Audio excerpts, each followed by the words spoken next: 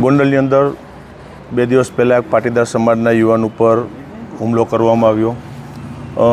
એક જગ્યા ઉપર લઈ જઈ એ યુવાન ઉપર, એના મમ્મી ઉપર, પપ્પા ઉપર જે રીતે હુમલો કરવામાં આવ્યો, આ ઘટનાને વખોડી કાઢી છે।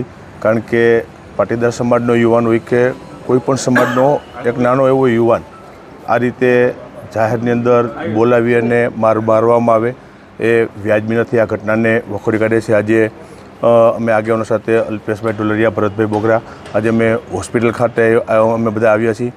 યુવાનને મળ્યા છે, એના પરિવારને મળ્યા છીએ, સમાજના આગેવાનો, સમાજના યુવાન મિત્રો સાથે પણ ઘણી બધી ચર્ચાઓ થઈ છે અને જે પ્રમાણેની ઘટના ઘટી, જે પ્રમાણેનો બનાવ બન્યો અને એ પ્રમાણે જે કંઈ ફરિયાદ લેવામાં આવી છે એ ફરિયાદની અંદર જે કંઈ હજી કલમો બાકી રહેતી હશે એ પણ કલમ એડ કરવાની અંદર આવે અને ગૃહમંત્રી સાથે પણ વાતચીત કરી અને કાયદેસરની કડક કાર્યવાહી થાય એ દિશામાં અમારી પણ માગણી છે, પાટીદાર સમાજની પણ માગણી છે।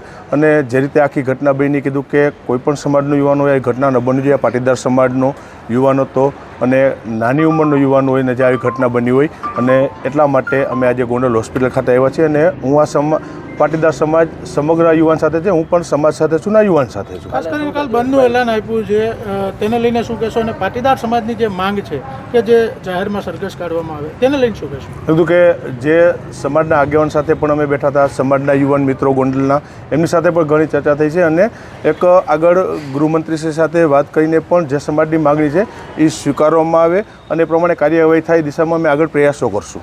ખાસ કરીને આજે તમે જે પરિવાર સાથે મિટિંગ કરી છે તો આવતીકાલે શું ગોંડલ બંધ રહેશે?